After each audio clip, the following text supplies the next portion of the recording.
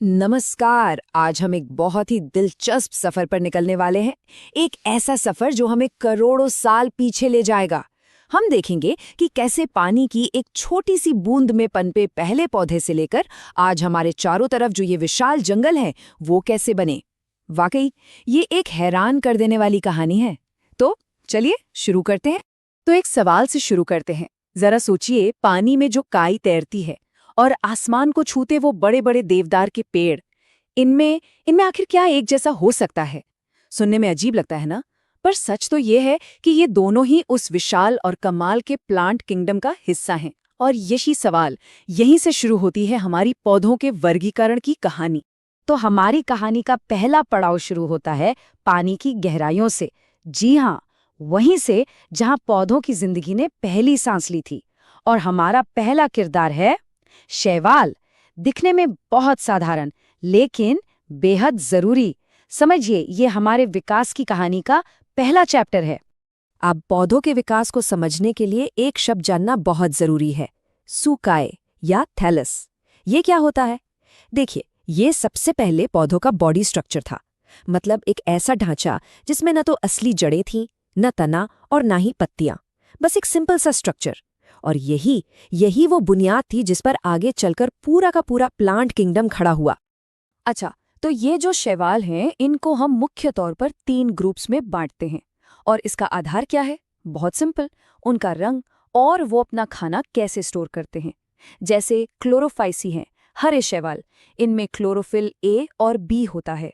फिर आते हैं फियोफाइसी, यानी भूरे शैवाल, जिनका भूरा रंग फ्यूकोजेंथिन की वजह से है। और आखिर में है रोडोफाइसी, लाल शैवाल, जिनमें फाइकोएरिथ्रिन पिगमेंट होता है, जो उन्हें वो खूबसूरत लाल रंग देता है। तो अब तक तो जिंदगी पानी में मस्त फल फूल रही थी, लेकिन इवोल्यूशन की कहानी का अगला बड़ा चैलेंज था जमीन पर कब्जा करना। सोचिए, ये कितनी बड़ी छलांग होगी, पानी के आरामदायक माहौल से निकलकर सूखी जमीन पर। तो सवाल ये है कि पौधों ने ये कमाल किया कैसे? ये इवोल्यूशन की कहानी का एक जबरदस्त टर्निंग पॉइंट था। और इस सवाल का जवाब हमें मिलता है ब्रायोफाइट्स में। मिलिए इनसे। इन्हें प्लांट किंगडम का एम्फिबियन यानी उभयचर कहा जाता है। और ये नाम इन्हें बिल्कुल परफेक्ट सूट करता है। यही वो पौधे हैं जो पानी और जमीन के बीच की सबसे जरूरी कड़ी हैं। तो इन्हें उभयचर क्यों कहते हैं?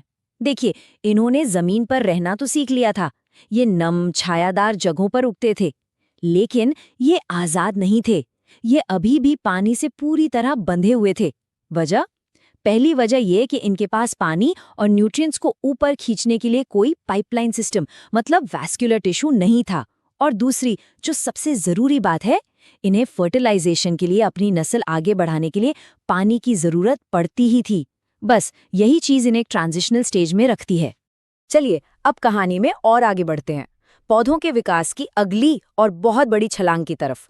अब हम उन पौधों की बात करेंगे जिनमें वो खासियतें पैदा हुई जिन्होंने उन्हें जमीन पर सचमुच राज करने की ताकत दी। अच्छा, एक बात सोचिए, ब्रायोफाइट्स हमेशा छोटे और जमीन से चिपके हुए ही क्यों रहते थे? मतलब ऐसी क्या चीज थी जो उन्हें पेड़ों की तरह लंबा और ऊंचा होने से रोक रही थी? कोई तो रुकावट होगी, है ना? और इसका जवाब है एक मजबूत इंटरनल ट्रांसपोर्ट सिस्टम। जी हाँ, एक तरह की अंदरूनी प्लम्बिंग। उन्हें एक ऐसे सिस्टम की जरूरत थी जो पानी और जरूरी न्यूट्रिएंट्स को जमीन से खींचकर पौधे के हर हिस्से तक, सबसे ऊंची पत्ती तक भी पहुंचा सके। और यहीं पे एंट्री होती है संवहन ऊतकों की, यानी वैस्कुलर टिश्यू की, जाइलम और फ्लोएम। यकीन मानिए, ये एक असली गेम चेंजर था। इस एक चीज के आने से न सिर्फ पौधों को लंबा होने का मौका मिला, बल्कि इसने धरती पर बड़े बड़े जंगलों और बिल्कुल नए इकोसिस्टम के बनने का रास्ता ही खोल दिया। तो टेरिडोफाइट्स इतनी बड़ी छलांग क्यों थे? चलिए देखते हैं। पहली बात, ये वो पहले पौधे थे जिनमें असली वैस्कुलर टिश्यू था। दूसरी बात, इनका शरीर अब असली जड़ों, तने और पत्तियों में बट चुका था।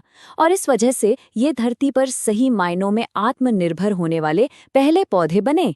और अब हम आ पहुंचे हैं पौधों के विकास की कहानी के आखिरी और शायद सबसे अहम पड़ाव पर। इसे हम कह सकते हैं बीज की क्रांति, द सीड रेवोल्यूशन। इस एक खोज ने, इस एक इनोवेशन ने पौधों के फैलने और अपनी नस्ल बढ़ाने का तरीका हमेशा हमेशा के लिए बदल कर रख दिया। तो बीज वाले पौधों में जो सबसे पहला ग्रुप आया वो थे जिम्नोस्पर्म। इनके नाम का मतलब ही है नग्न बीज। ऐसा क्यों? क्योंकि इनके बीज किसी फल के अंदर बंद होके प्रोटेक्टेड नहीं होते, वो खुले में होते हैं, एक्सपोज्ड होते हैं। अगर आप इसके उदाहरण देखना चाहें तो साइकस और पाइनस, जिसे हम आमतौर पर चीड़ का पेड़ कहते हैं, इसके सबसे अच्छे एग्जाम्पल्स हैं। और आपको पता है, ये पौधे बहुत पुराने हैं, इतने पुराने कि ये डायनासोर के ज़माने से हमारी धरती पर मौजूद है। लेकिन कहानी यहाँ खत्म नहीं होती। इवोल्यूशन कभी रुकता नहीं है, है ना? तो प्रकृति ने बीज को और भी बेहतर और भी सेफ बनाने का एक तरीका ढूंढ निकाला, और वो तरीका था उसे एक सुरक्षा कवच के अंदर रखना। और बस यहीं से जन्म हुआ पौधों के आज तक के सबसे कामयाब ग्रुप का। तो आइए अब इन दो सबसे एडवांस्ड प्लांट ग्रुप्स के बीच का फर्क समझते हैं। एक तरफ है जिम्नोस्पर्म, जिनके बीज खुले हैं और जिनमें फूल नहीं होते, और दूसरी तरफ है एंजियोस्पर्म्स यानी फूल वाले पौधे। ये अपने बीजों को एक ओवरी यानी अंडाशय के अंदर सेफ रखते हैं, जो बाद में फल बन जाता है। और ये जो फूल और फल का कॉम्बिनेशन था ना, ये सच में एक क्रांतिकारी कदम था। तो जाते जाते एक आखिरी सवाल पर सोचते हैं।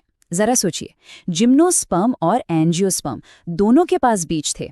बीज होना अपने आप में एक बहुत बड़ी कामयाबी थी। तो फिर फूलों में ऐसा क्या जादू था? ऐसा क्या खास था जिसने एंजियोस्पर्म को आज इस धरती का सबसे सक्सेसफुल, सबसे डोमिनेंट पौधा बना दिया? ये सवाल हमें सोचने पर मजबूर करता है कि एवोल्यूशन में एक छोटा सा इनोवेशन भी कितनी बड़ी क्रांति ला सकता है।